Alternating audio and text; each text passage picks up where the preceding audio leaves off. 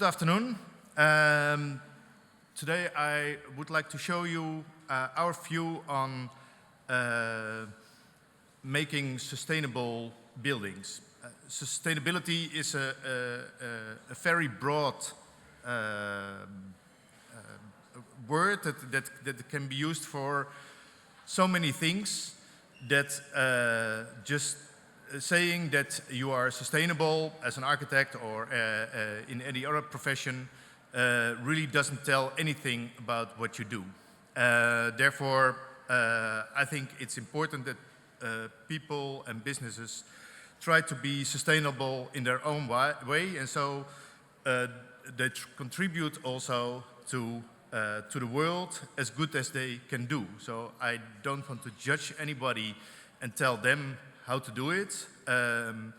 I also try it in my own way.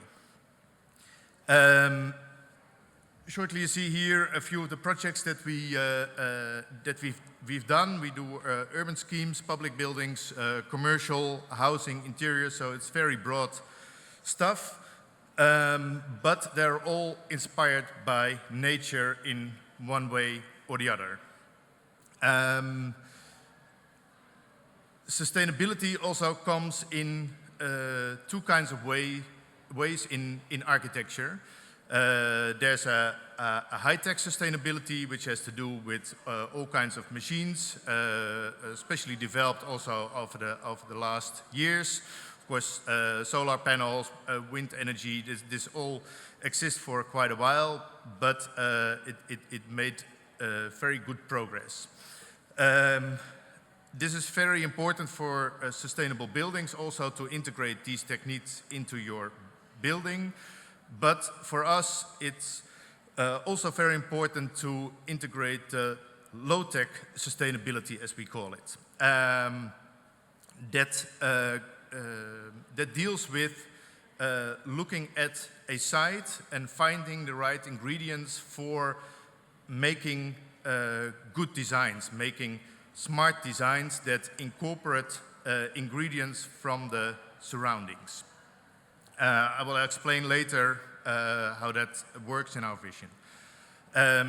Next to that, I also teach in Rotterdam, and I do also investigations with my students on biomimicry, on biotic strategies, and that's also very helpful for developing our ideas.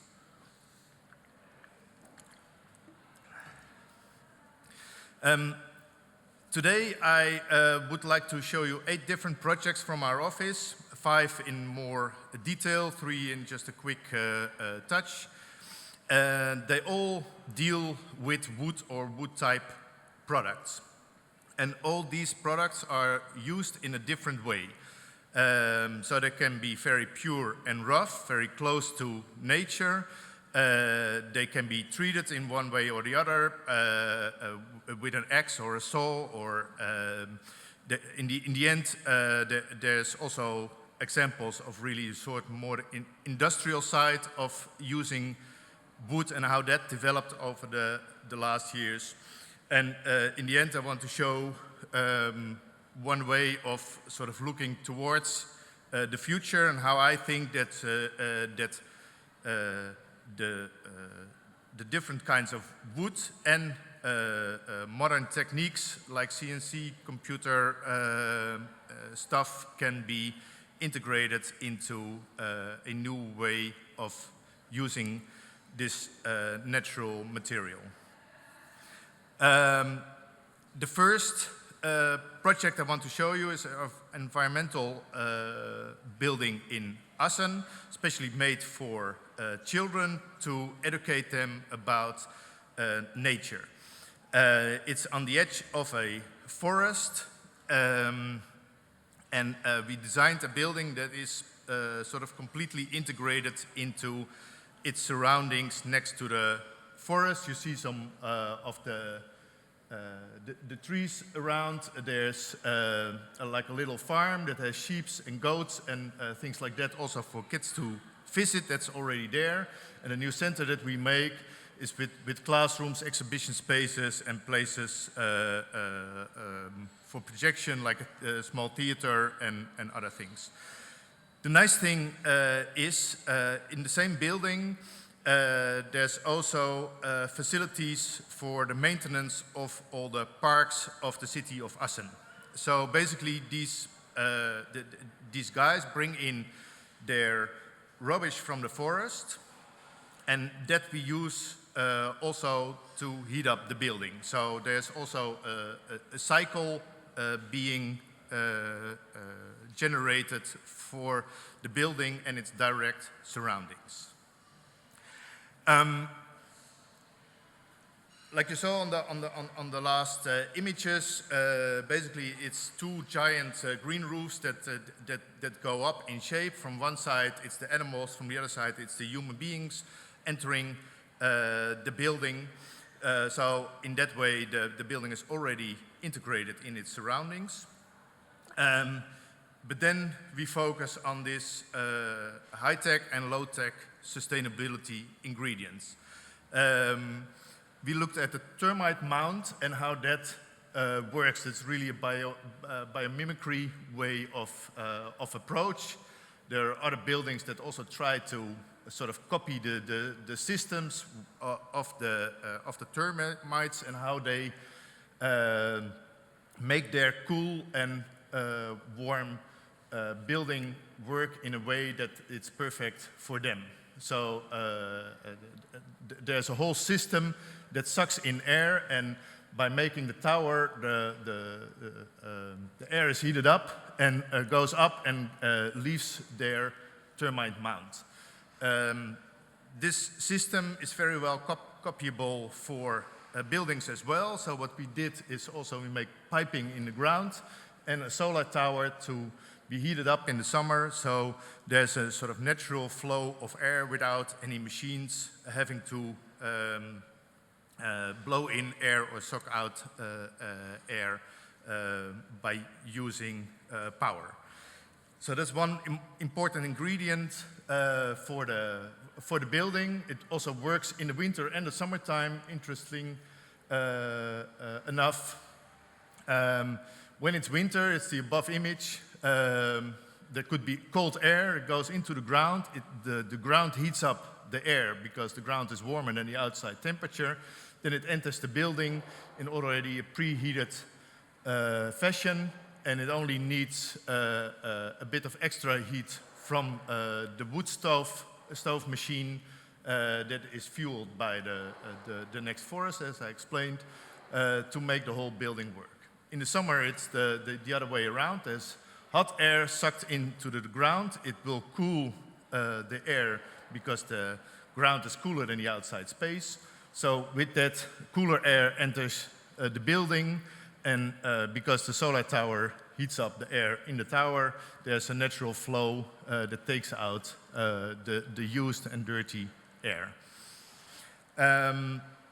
So it's a whole system that works by itself. For the rest, the whole building is made out of wood, including the whole tower. The tower is also one of the attractions for the children to use, as there's a giant stair going up, so the kids can really look over the trees towards the birds that live on top of the trees and fly over it. Floor plan, different spaces, as I explained, exhibition spaces, classroom spaces, and the connection with the guys from the forest, maintaining the parks. Here you see the automated wood stove for the building. It doesn't look as romantic as a fireplace at home, but it works in essence the same. The wood chips are brought in to the big barn. There's a dry room, so the wood is dried, and then the big machine fills up the stove and is able to heat up the building fully automatically. This is the end result. On the right side, you see the forest. Next to it, the building with all green roofs, of course, solar panels on the roof. You see the tower, and the two grass roofs from both sides. The upper one is for the sheep, and the lower one is for the people.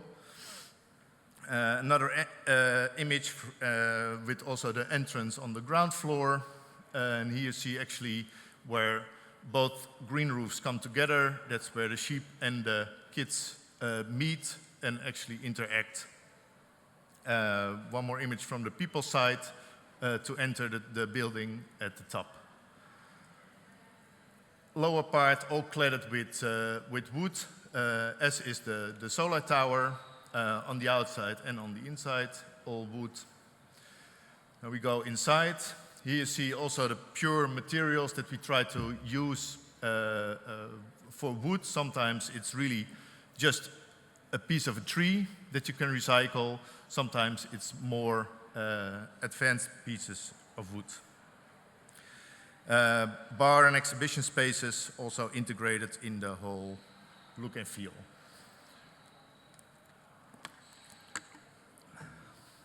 Second project, project that we did a few years ago in Thailand. Our client asked us to make a building for children where they could play, but where the building also communicated something about the love for nature and the fun that nature has to offer. For that, they asked us to make a building totally out of bamboo.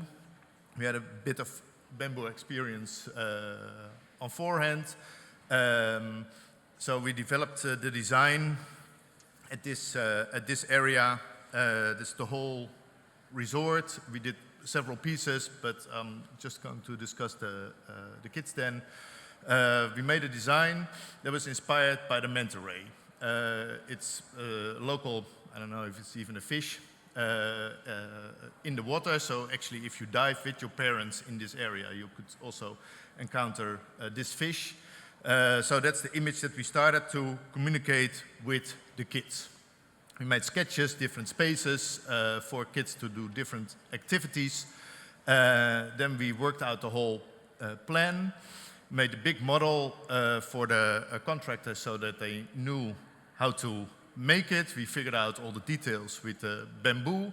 We made wind tunnel testing because there's strong typhoons also in Thailand, and we were afraid that maybe the whole building could fly away because of its giant wings. This was all tested and thoroughly engineered. Then we made production drawings, and then we gave the drawings to the client and said, well, you find your contractor and he can build it. Then he went to his contractor that was building the rest of the resort. The contractor says, no, I only work with concrete. Bamboo is poor man's poor man's material. I don't know how to do that. So he went to the next contractor, said the same thing. He tried 5 different contractors, nobody wanted to work with bamboo. They only do concrete. So then he came back to me, he said, I found a tribe up in the north of Thailand. They can work with bamboo, but they need guidance. Can you not send one of your architects from the office to our resort and build it with them? So then Olaf, one of our architects, went there for a year, and I flew there every 2 months to get the building done. Actually, you have to cut your own bamboos in the forest with the local guys, organize the different types, the thicker, thinner pieces. And as you saw the images, we wanted to make big trusses. The building was 30 meters wide, 30 meters long, but found out that bamboo is so strong you cannot bend it. So we made a steam oven to steam the bamboo, and that was the only way that we could be able to make these shapes that we wanted to make in a big frame, and it would dry up, and then it would stay in its shape. Here see some pictures from the construction. You see also there at the lower end, people just walking bare feet on the roof. They have no protection. If they fall, they're dead. But somehow nobody falls. I don't know. It went all perfect and without trouble. This is the end result. Big bamboo shingle roof also on top of it. You have to very well protect the bamboo from the rain. Otherwise it will rot away in a few years. It's an all open structure with natural ventilation, and these are images from the inside where you see different spaces for kids to have different activities. There's also a cinema in the middle where they can all sit on the big steps and watch a movie. So it's not all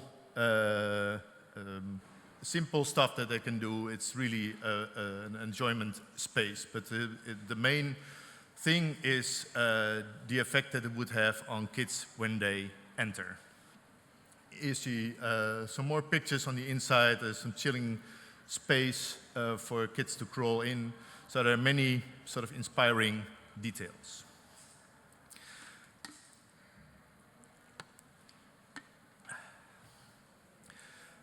Third project is one of the first projects that we did about 15 years ago. It's the design for our own holiday house in Sweden. This is the location, basically far away from everybody. Our next neighbors live 4 kilometers away. The nearest city is 30 kilometers drive. So there's only woods and the lake. This is the actual site where there was an old fisher's cabin, and it was important because this was the reason that we were allowed to build on this site anyway. The site is next to the lake, and it has also a waterfall that you see on the right that is frozen at this moment. One of the reasons for me to go into architecture was Frank Lloyd Wright's Falling Water House that you see here on the left. And he taught us you have to build with nature, not next to nature. So you have to integrate these beautiful items that nature provides you into your building.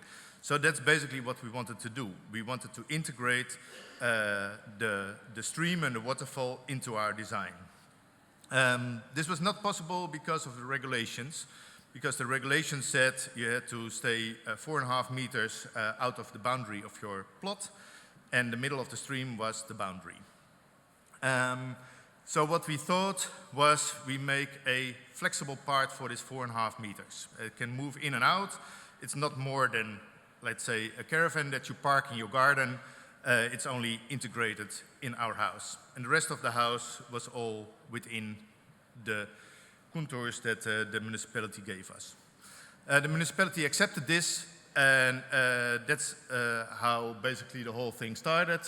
This is the house that is within the limits of the municipality, and on temporary moments the building can grow actually, and then the living room is over the stream, over the waterfall, overlooking the lake. Here's the house under construction. It's an all organic shape, as we thought long and hard on what to do on this beautiful nature piece. Do we want to make a statement as architects? We make a big glass box and show the world all the modern techniques that we have. Do we want to make red cottages like all the rest of the Swedish people? The red cottages I also really like. And we said, no, this is all not what we want. What we want is to make a building that is invisible at its site when it's not in use. It's not, we don't want to hide it, but it should be so much integrated in its site that when the Swedish fishermen pass by in their boat, they are not disturbed by the house, just think, oh, it's a piece of nature. That was our ambition.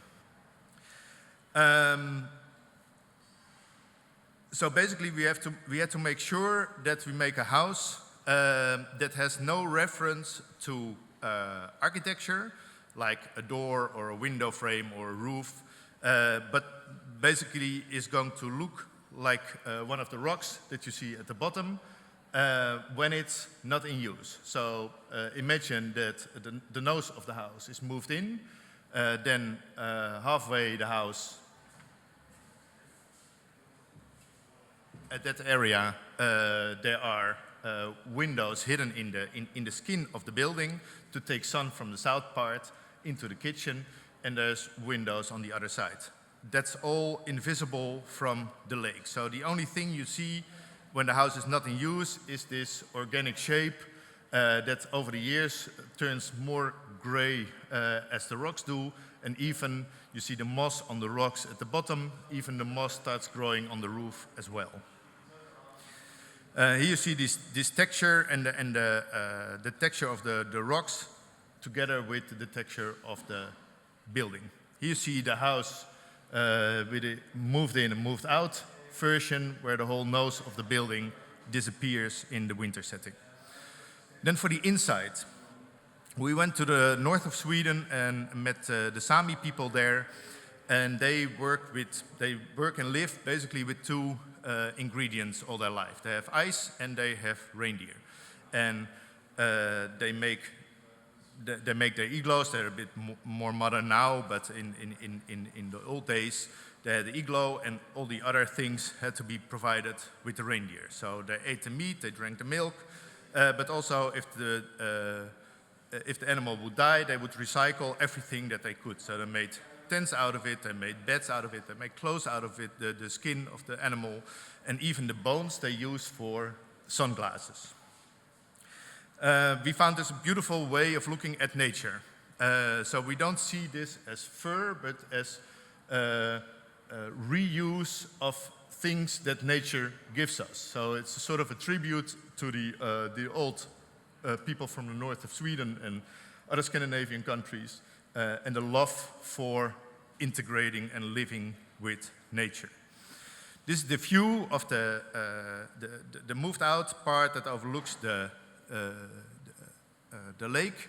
As soon as you open the windows, also the noise of the waterfall beneath enters the living room, so you also really start living with its surroundings, with the nature around. Inside of the building, you see also two walls, because actually the inside wall moves towards us if we move in the house. And also the kitchen is a floating kitchen, because the wall, the floor underneath should move in and out. And this is the winter setting. So if the building is asleep during the winter, it really doesn't really look like a building, it just looks like a piece of nature.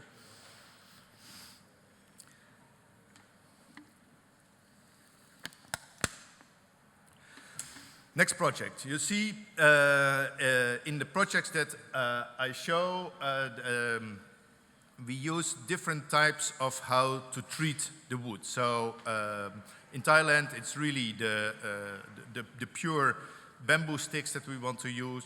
In Sweden, it's already sort of chopped up wood. Here in Suriname, in this resort, we use rough wood. So it's just chopped and sawn in big chunks, and that's basically what we build up the whole resort of. I do it shortly. This design for the resort at the Suriname river, big river, smaller river entering the big river as well, and at this cross point there is the resort being developed at the moment. These are some renderings from the buildings that we're going to make, a central hall with reception area, some hotel facilities, and a spa. And the spa you see down here also is just finalized and just opened last month.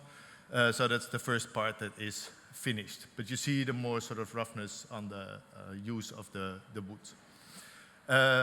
One step more delicate in using wood is this building in Leiden in the Netherlands, where we made the whole facade also out of wood with a bit of corten steel as well. It's also a building that grays natural, and also on the inside there's a whole wooden technique. But the essence is you make nice cut planks in different thicknesses, in different curves, and with that you can construct a whole palette of wood possibilities. Another building is the office building for Rijkswaterstaat, again in Assen. So it's an office building, 2 stories, all out of wood. The whole construction is wood. But also we used here the more industrial version of wood, where it becomes really a sort of production of it.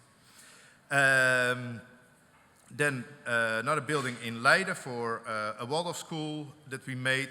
It was a refurbishment and an extension on an existing building. So there was a sort of boring square building, and we made an addition in an organic shape, so it was clear what the new and the old part were. The outside of the building is brick. The inside, basically on the inner square, is all wood. What you see down here, and on the inside, it's all laminated wood used to make these organic shapes. So that's really another quality of the wood. You start making a sort of more high-end versions of the wood that can be done in any shapes. It used to be quite difficult and expensive to make these organic laminated beams, but now with the help of the computer it starts getting cheaper and a lot more easier for these people, for the woodworkers to make this, so it's even more usable during the past decade. Then basically 2 buildings that followed up on each other. One is the Villa van Hurk, the other is Villa Stolk, both in the Netherlands on different areas. First, we made the design for Van Hurk. It was an all wooden design with a very open plan, but all with a wood structure that was all with the help of the computer made. Even the whole floor plan that you see, the flooring plans, are not even the floor plan, but really the stuff that is on the floor, was all CNC'd with the help of the computer. So all the wood pieces that we were able to buy were scanned in by the computer, and with the help of the computer, all these patterns were made on the floor to, in the end, make a sort of one-of-a-kind floor finish for the whole house. You see the development of the wood structure, so the beams, the columns, all wood, all the substructure is wood, the flooring is wood. There's only one piece of stone wall running straight through the building, separating bed area and living areas. We went to wood companies to really select the trees that we wanted to use. There were really many different types of wood used in this building, carefully selected by us with the help of our client that had really a strong opinion on how he thought that the different woods had influence on how the building should develop. So here you see a palette on all the different woods that we used. It's all different trees from different areas in the world. Sometimes the finish was really shining, like the closets on the Coromandel walls. Sometimes it was just untreated structures with no finish. The floor was only oiled, so it had a different finish.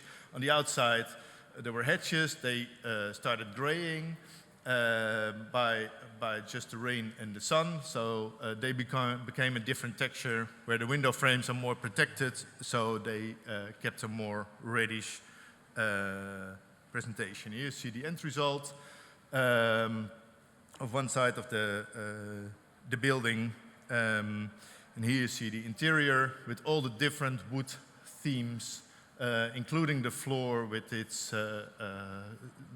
unique pattern developed in there. The bedroom, again, left bamboo, on the right coromandel, and then above the untreated wood. So it's really a collection of these different kind of woods, and even the front door had a really rough plate. There you see a detail on the right of the flooring.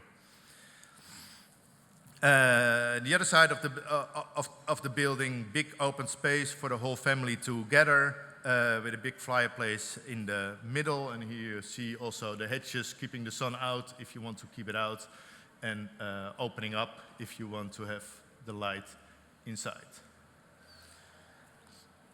Evening view, where you see also the transparency that the wood is providing you, and the only thing basically you see inside is the rough stone wall presenting itself.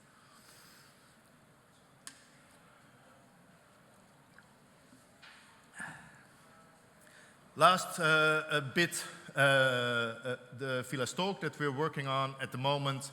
We just finished tendering, so the contractor will start in a few weeks the construction. Basically, it's a development on the Villa Van Hurk. So again, it's all wooden structure in a beautiful forest setting in the northwestern part of the Netherlands, next to the dunes and the sea. Really nicely protected. Again, really open plan. In this case, all the bedrooms are downstairs, and the living room is basically on the ground floor. Really open structure, so you can really walk outside, and therefore it's important that the floor from outside goes inside in one level in the same wooded materials that we use, and there's only a few accents, like the big chimney is a stone thing, and for the rest it's all wooden construction. Here you see how the building from one side is one level. The clients really wanted to have not a big and aggressive building. It should be a one-level building if you enter, but he had wishes for 2 levels of a building. So what we did is, from the front, use the slope of the landscape. So from the front you see only one part.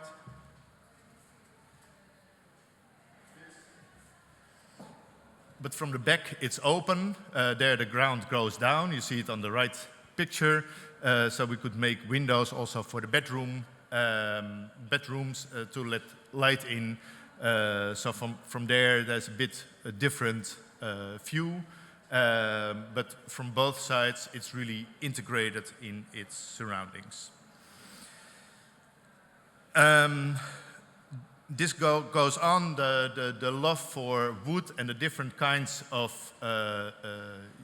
ways that you can use it in rough ways, in almost untreated ways, in more delicate ways, in high-tech ways, in using the computer to develop and produce the wood, even in a way that, for instance, Japanese carpenters are able to make wood joints without any glue or without any nails, just by making wood connections. That's really what we try now for the buildings that we work on, to make another step. This is a school, that's the building Stolk. This is a beach pavilion, and a theater building in France that we work on. That was my story. Thank you very much.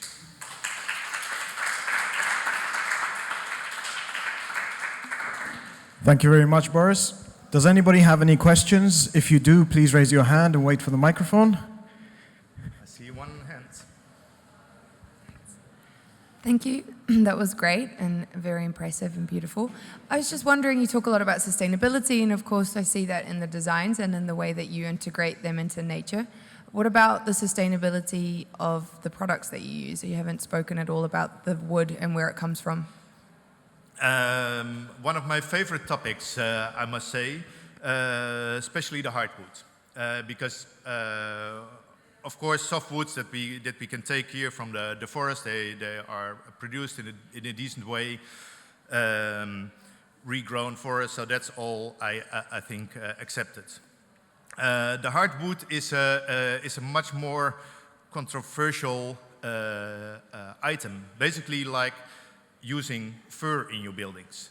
You know, is that allowed, or is it good for nature, or is it bad for nature? And I understood this story for the hardwood. Many years ago, we had beautiful rainforest woods, or big forest here in Europe as well. We chopped them all up, so we don't have anything anymore. All that we have on Mother Earth is, let's say, Brazil and maybe African countries. Now we tell those people, yeah, what we did here in Europe was not so smart, chopping up all our woods.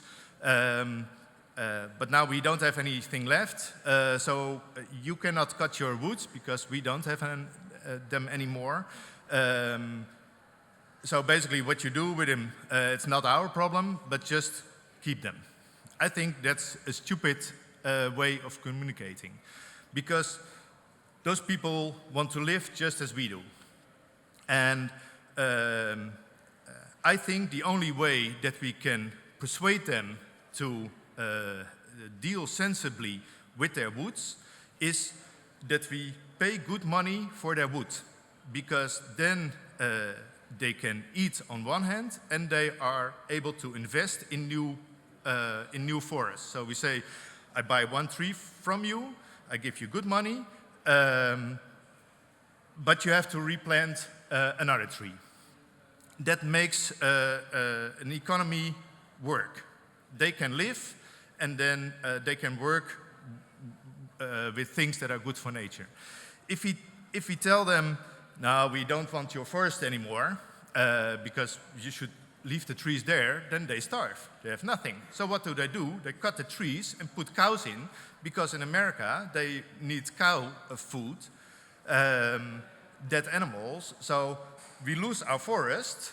There's no regrown forest, and we only produce bad things for nature because we make more cows that produce CO2 too. So it's super important that we think of a system where we can use the hardwood in a high quality way, so that the people here in Europe are willing to pay good money for it.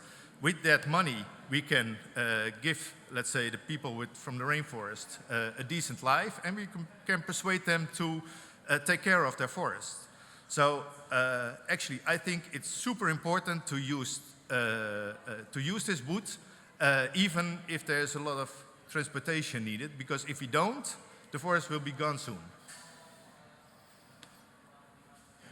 Thank you. Any other questions? One second. You mainly talked about wood. Do you also use other sustainable materials? I mean, on the market there are very new, exciting products, also recycled. What do you think how the market is going to develop in the future in terms of sustainable materials and buildings or architecture?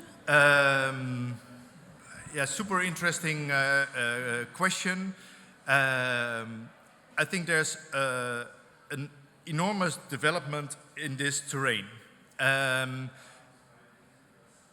So I'm sure all kinds of recycled products. I mean, I think wood is also a recycled product, but all kinds of other recycled products are developing, and I cherish that. I myself just like wood and its textures, so that's what I'm focusing on. I'm not telling anybody that they should use wood all day long. I really would like them to do different things, then I do my thing, and in this way we contribute all to a better world. I cannot play chess on 20 boards, so I try to limit my game to a few boards, and try to understand how I can do that in the best way. So I think the love for wood comes from my heart. In that sense, has nothing to do with sustainability. I just like it, but I think it's a good material to work with. I can do the designs that that they give me, but basically I like all nature-inspired materials. So basically recycling stones is fine with me as well. I personally am not really in love with all recycled plastic materials, for instance, because I think they try to solve the problem at the wrong end. Because if you don't produce plastic, you don't have to recycle it or first take it out of the sea and then try to make something good out of it. I think if we don't make these things and make it in a better way, the problems are solved a lot easier. So I encourage everybody to use their materials.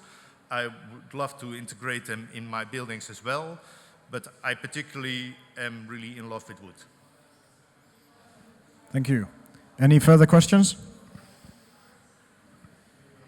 No? Okay, thank you very much, Boris. Thank you for having me. Thank you.